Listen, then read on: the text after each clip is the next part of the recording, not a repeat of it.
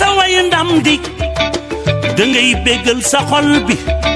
ndax yaa yor bànneex bi ni tey bés bi sa bés la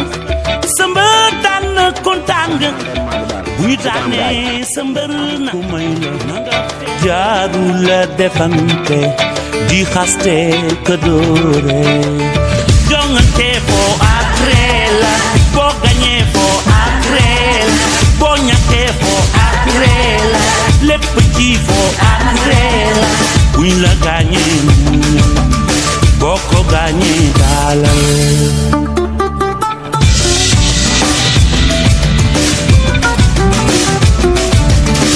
bu naam demee nii demeewu ko mën na am bu ëllëgee mu gën fee neex ba ma làng ak samay gaay ñuy bànneex ku xam ne lii folo nii lay mën a deme fawum jongante nii lay deme te ji yow la bu ëllëgee keneen la foo ak reete lañ ci jublu moo tax ñu war a dal tey nangu defe jongante foo ak ree la boo gañee foo ak ree la boo ñàkkee foo ak ree la lépp ci foo ak ree la buñ la gaañee muñal boo ko gaañee daalal salaam ami téléspectateur de Pour TV ñu amaan mbégte ak bànneex di àndaat ak yéen seen émission bi nga xam ne moo di 100% champion waaw tey nag seen émission bi nga xam ne moo di 100% champion damaa wax dañoo defaat retour waaw une grande retour de 100% champion fi nga xam ne moo di terrain handball bi nga xam moo nekk fii si Poudan waaw ñu amaan mbégte ak bànneex nag di leen fekk si waat dañoo jëloon pause sax mais xam nga nag nit ki nag moom waaw lim la maanaam comment on dit en wolof maanaam koo xamul ne noo koy def lim la defa tax moo tax tey ñu ñëwaat couverture li nga xam moo fi am maanaam ay bonne volonté yoo xam ni di leen indil ay matériels yu bëri yoo xam ne nag pour ñu couverture ko kase moo taxoon tey ñu ñëw fi sans plus tarder nag dañuy dem jël toute séance entraînement jëlaale quelques yi nga xam mooy matériel yi nga xam moom lañ fi indi leen wax nag si kanam ba beneen yoon avec Fallou lay doon ambassadeur. wayal sa wayu ndam di dangay bégal sa xol bi ndax yaa yor bànneex bi ni tey bés bi sa bés la sa mbër daan na kontaan nga bu ñu daanee sa mbër na nga fexe gore fomi dañuy jongante faw mu am ku may la jaaru la defante di xaste ka doore jongante foo ak ree la boo gañee foo ak ree la boo ñàkkee foo ak ree la lépp ci foo ak ree la buñ la gaañee muñal boo ko gaañee daalal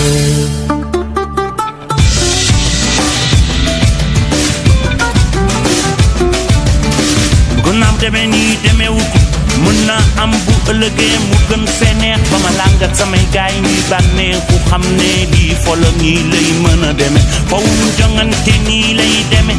te ji yow la bu ëllëgee keneen la foo ak reete lañ ci jublu moo tax ñu war a dal tey nangu defe jongante foo ak ree la boo gañee foo ak ree la boo ñàkkee foo ak ree la lépp ci foo ak ree la ñu la gaañee muñal boo ko gaañee daalal wax ko sunu soxla mu taxaw si tey muy Assane Samb dañ koy sant di ko gërëm ak lu ndaw rek même bu doon 1000 francs sax mu doxal ñu ko ah dañ ciy kontaan ndax lii dafa jafe wax nag du bari dama leen koy présenté pour ngeen xam ko bu baax Assane Samb garage la jóg doomu dëkk bi la bëgg dëkk bi bëgg sport moo tax mu ñëw pour def xoolaale la mu ñëw présenté mu xoolaay état terrain yi pour xool lu mu si jàppale parce que terrain bi macha allah ne daal yi baaxatul terrain yi day yàq ndaw loolu yëpp mën nañu Assane xool noonu taxee ba loolu yëpp mën a baax macha allah mu ngi nii dañ ko présenté ma bàyyi leen ak moom ñu dëgg mbir man na fa gis ni ngeen toogee ak seen jaxaay xam ne li ngeen def gëm ngeen ko ah loolu rek moo am solo si at mooy lu waaye gëm rek yàlla def ah vraiment dañu di encouragé ñëw nañu fii gis nañu également conditions yi ngeen nekkee dëgg yàlla si ay conditions yu difficile ngeen di pratiquer li ngeen bëgg mooy handball n'est-ce pas mais comme ni wax li am solo rek mooy gëm-gëm li am solo mooy pas-pas bu àdduna bi àgg rek loolu la yóbbu kon li ngeen nekk ni bëgg ngeen ko na ngeen ko gëm incha allah yàlla leen si fekk ñun nag doomu dëkk bi lañu di dund ak yéen ci dëkk bi bëgg nag dëkk bi mel ni comme yeneen dëkk yi am yéene suñuy ndaw doon ndaw ya nga xam dañu di dégg ci réew mi handball ngeen bëgg suñu yéene mooy yéen ngeen exceller si ba ñu am ay distinction ñu ne doomu Fouta kat si handball toll nañ si tel niveau wax dëgg yàlla loolu suñu yéene la te incha allah lépp luñ si mën danañ ko ci def waaw.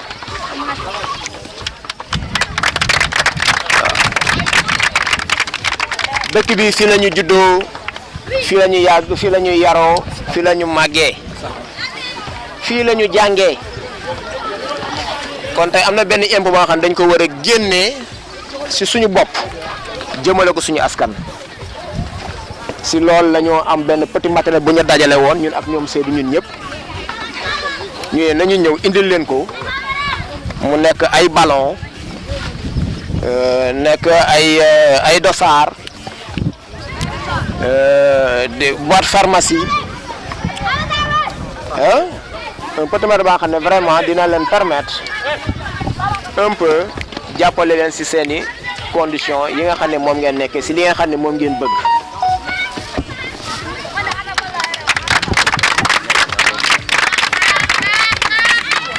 comme ni ma waxee ñun tey bu ñu mënoon a tayle suñu bopp pour jàkk bu ñu mënoon a tayle suñu bopp pour jàkk dañuy tayle suñu bopp pour jàkk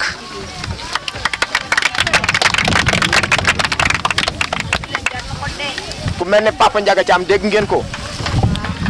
citoyen gënu ko rëy ci dëkk bi ku mel ni Seydou Diouf dégg ngeen ko citoyen gënu ko rëy ci pour gi ñooñu tey bu ñu mënoon a tayle seen bopp ak ñeneen pour dëkk bi jàkk dañ koy def ñu nag foofu la ñu toll mooy fexe ba lii nga xam ne moom ngeen bëgg ñu accompagner leen si ay xalaat accompagner leen si suñu doole pour vraiment ngeen mën a am ay orientation yu baax pour bu ëllëgee pour mën a am si ay doomu ay distinction ñoo xam ne doom pour bii tel mi ngi si tel niveau di def lii ci handball mu doon ñoo xam ne vraiment dañ leen di ràññee loolu vraiment yitte la si ñun dañuy ñaan yàlla nag mu kattanal ñu ba ñu mën a motti loolu yëpp yii nga xam ne ñu ngi leen koy indil nag di ko indi ñi nga xam ne dañu bëgg le monde du sport ñuy ay ndaw di ko andi ñi nga xam ne tey fi ñu fekk mooy handball bi def nañ ko ak football dem naa fi ay saalu karaté taekwondo am lu mu wax ak ñoom te incha allah dinañ ko mottali ñëwoon tey fii si handball bi loolu dafa doon la xam ne den kaa bëgg comme ni ma ko waxee dañ leen see war a jàppale tey sport dafa bokk si 9 domaines de compétence tey nga dajale kii bu jot nit ko da nga ko war a jox par force jox ko les moyens subventionné ko pour li nga xam ne moom la am si ay talent moom am si ay aptitude vraiment mën ko déployer à l'aise pour askanam mën a avancer pour askanam mën a am distinction à travers li nekk tey mooy handball bon lii lañ ñëwoon si ay kàddu nañ ko yëkkati ne li ci gën a am solo ay ndaw ngeen demee na ngeen gëm seen bopp bu leen kenn gëmul gëm leen seen bopp déggoo leen ma de bu leen kenn gëmul gëm leen seen bopp bu leen kenn gëmul tegu leen si yoonu njub bu leen kenn gëmul gëm leen sa bopp te ngeen liggéey incha allah di ngeen tase suñu borom te di ngeen am ndam asalaamaaleykum wa rahmatulah.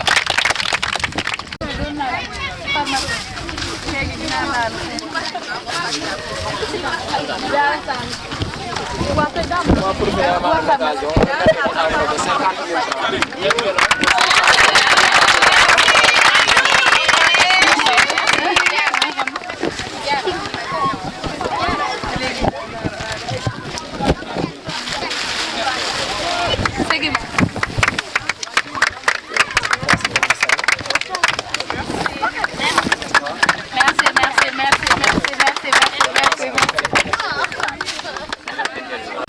salaamaaleykum suñu père bi nga xam ne moo fi taxaw muy père Assane Samb waaw di ko wax bienvenue tamit di ko remercier di ko sant di sant ñi fi teew ñëpp waaw comme niñ ko daan waxee rek saa su ne équipe bu handball lañ yor bu nekk biir Pout nekk ay xale yoo xamante ni dañ koo bëgg ñu nekk ak ñoom di travailler jour par jour ñu ngi travailler looloo taxoon nag tey bi nga xamante ni dem nañ solliciter ko moom mii di père Assane Samb mu jaral ko mu def déplacement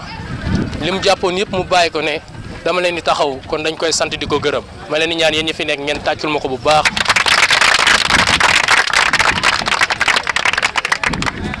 bu ñu jugee foofu dañuy wax ci li nga xamante ni moo ñu tax a toog fii muy handball bi liñ naan nag sport kenn du ko xeeb ku nekk ak li nga bëgg ñun handball lañ am moom lañ bëgg. ñi fi nekk am na ñoo xam ne football lañ bëgg am na ñoo xam ne basket mais ñun handball lañ bëgg dañ siy dem ba mu jeex tàkk ñi ñu fi père Assane mi fekk see dañ siy sant yàlla parce que métti woon na début ba mais tey moom mu ñëw ne dama leen di taxaw te biñ ko waxee bu doon dañ ko wax at sax ñu mën a wax mais biñ ko waxee matul sax bu dee 2 semaines si la yem matu ko sax matul 2 semaines mu débloqué lii yëpp andi ko vraiment gàcce ngaalaama. di ko genre Pout genre yi lañ soxla. maa leen ziar yéen ñëpp mbokki Pout parents yi lay moo tax ma wax nar woon wax sax mais parents yi ñoo tax may wax ndax maanaam xam nga jigéen nekk na nit ku sensible te nga dem si kilifa toog ak moom waxtaan ak moom si doom bu jigéen mu libéré la ko maanaam jafeñ na kon ça veut dire que parents yi pare nañ pour jàppale seen doom yi kon xale yi yéen laay waxal niñ dem ba seen i parents ñun libéré ñu teg ñu seen i loxo na ngeen am jom. fulla ba bañ leen a gàcceel muy si njàng mi ndax ñun man li ma gën a gëm maa ngi waxtaan ak Alsaan ñun li ñu njëkk a li ñu gën a si yéen mooy ngeen réussir seen njàng handball bi bu si toogee ñu xam ne tegu na si ndax bentoo ngeen nekk ay borom kër kon ça veut dire que handball bi temps bu ndaw la yàlla mën nañ def réussite bi nekk si mën nekk réussite bi nekk si njàng mi kon ngeen gën a góorgóorlu si njàng mi comme ni ko seen parents yi waxee nee nañu ngeen favoriser njàng mi dimbali leen ma si loolu ngeen favoriser ko Assane tam di la gërëm loolu dama koy waxaat li ko kii waxee 2 semaines matu ko tey matériel ñëw mu jëlaat enveloppe 50 000 francs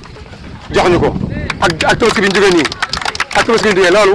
maanaam ku pare pour jàppale ay jeunes moom moo koy def di leen ñaanit terrain bi Assane gis nga ko war naa la ko nga fexe le tout ba jàppale si terrain bi bon am ñu la si jàppale ñu xale yi mën a am terrain seen daal yi presque am ñoo xam ne ñu jëlee daal matul une semaine yàquwaat na ndax terrain bu baaxul di la sant nag di la gërëm. di gërëm ñëpp Sen TV Pout TV maa ngi koy gërëm maa ngi gërëm Nital Ma TV yàlla na dem ba ngeen romb TFM ak Sen TV ñun Pout lañ ciitaroo kon lu nekk Pout bu baaxu sax ñun dañ koy gëm te gis nañ ne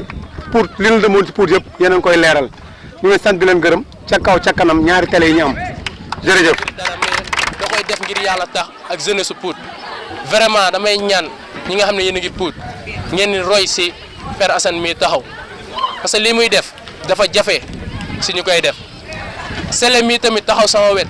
vraiment grand bu baax la bu cool lépp loo xamante maa ngi siy xëy suba ba ngoon mu ngi si taxaw di ko sant di ko gërëm bu baax maam Sele di ko wax ni nag lu xëcc bu dakkul dikk.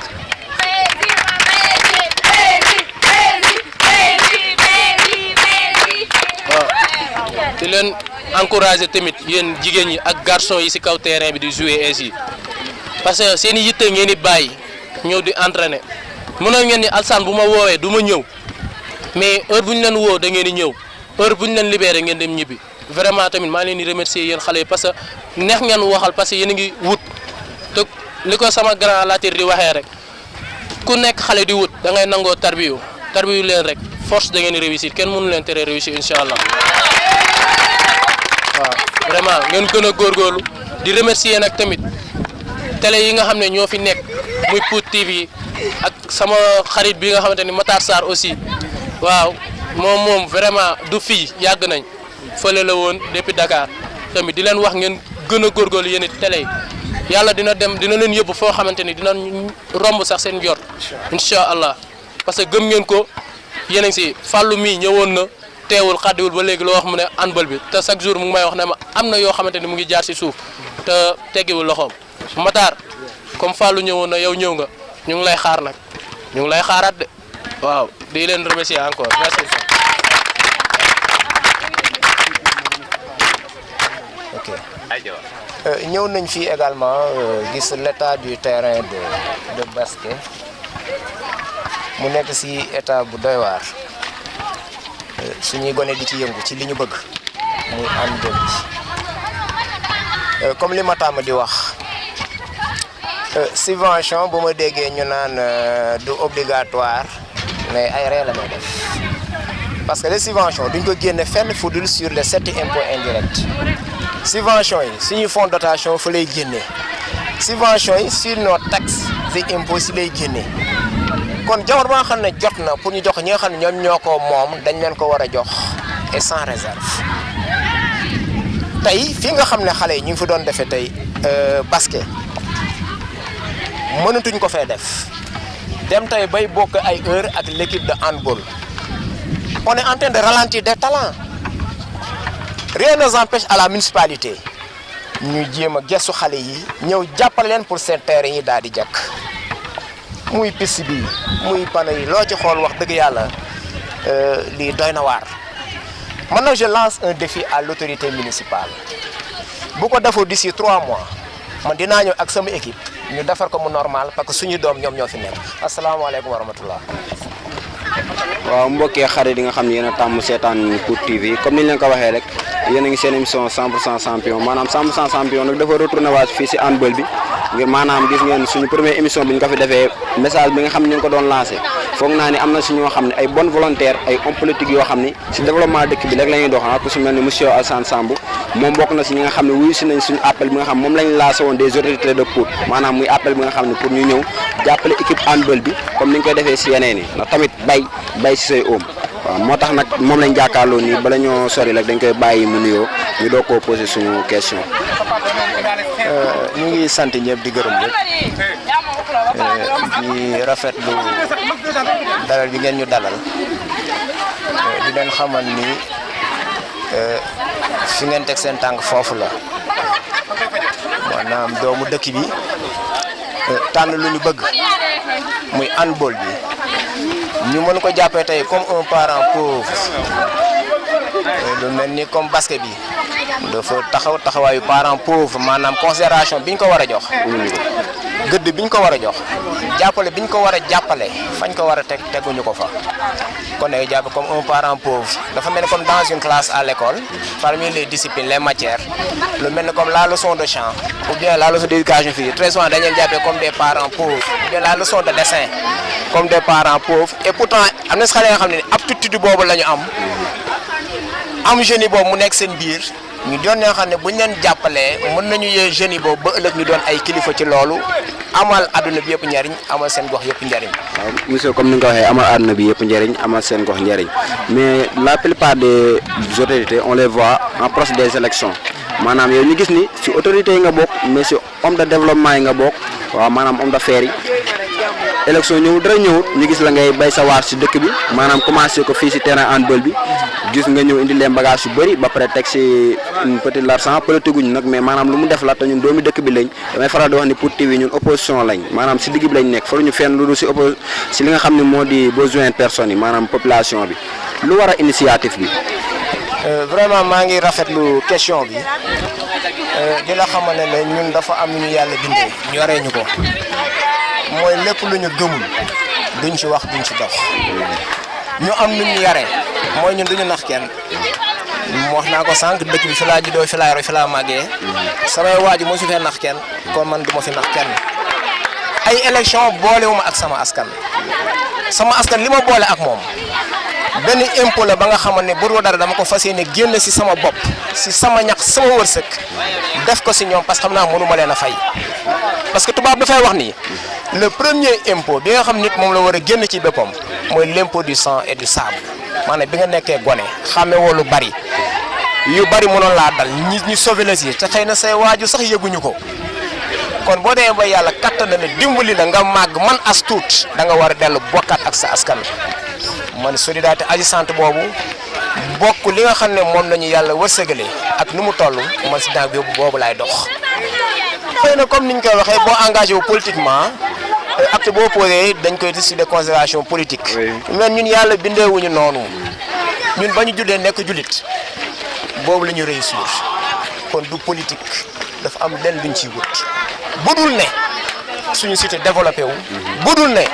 ñu dem vers la population répondre à leurs préoccupations régler leurs problèmes delloo li nga xam ne moom la ñu moom loolu moo tax ñuy dox xaaruñu nawet pour di jàpp ay gunóor xaaruñu nawet pour récolter ñebe ñun tout le temps ñu ngi dox lu ñu yàlla mën a suñu kàttan ñu daal di ko def. waaw comme ni ko monsieur Alassane daal di waxee ñoom ñoo ngi def li nga xam moom la yàlla mën seen kàttan ñoom ñoo ngi koy def maam dañ ne nag bay si say oom man damaa compte yéen autorité pour yi nga xam da nga leen di dégg si télé bi waaw si yeneen i mbir waaw te yow fi nga xam mooy sa dëkk tey mënoo fee def benn acte boo xam mën nañ ko wax exemple tey yow ban message ngay lancé ñi nga xam ñoo di autorité pour yi nga xam ñoo ngi taxaw ñoom tey di xaar si yeneen beneen maanaam daal taxaw ku leen di xaar ñu leen di woo message la nga gis daal di ñëw mais yow ban message nga bon di lancé. maa ngi lay gërëm si laaj bi wax naa ko si sama njëlbeen wax dëkk bi moom la ñu am ñun dañ dul xaar ñi ñuy woo ci lenn si dëkk pour ñu di si jëf dañ dul xaar ñi ñuy woo ci lenn si dëkk pour ñu si jëf dëkk bi amul lu ñu siy jëf mu ànd ak calcul amul te mun la nekk wax naa ko yar biñ yar mayuñu ko fi ñu màggee mayuñu ko pas-pas bi ñu am si jamono am ko si àdduna mayuñu lu nu mel noonu kon lii nga xam ne ñu ngi koy jéem nii maanaam di dem di jege suñu population di dem di jege suñu ndaw dañuy woo képp ka nga xamante ne nii gëm nga ni que ni coono askan wi dañ ko war a wàññi ñu ngi lay woo nga ñëw jàpp leen ci sumb bi ne suñu bopp lañ ko defal dëkk bi lañ ko defal suñu doom lañ ko defal te nag wax dëgg yàlla ñun amuñu lu ëpp Pout waaw amuñu lu ëpp dëkk bi di Pout moom la ñu am moom la ñu sagoo mooy suñu lépp. macha allah amuñu lu ëpp Pout merci monsieur Alassane kontaan nañ baax a baax. merci.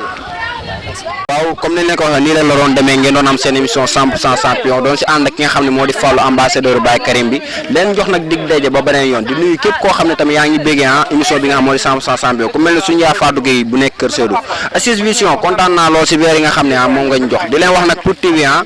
c'est à votre disposition. wayal sa wayu ndam di da ngay béggal sa xol bi ndax yaa yor bànneex bi ni tey bés bi sa bés la sa mbër daan na kontaan nga bu ñu daanee sa mbër na nga fexe gore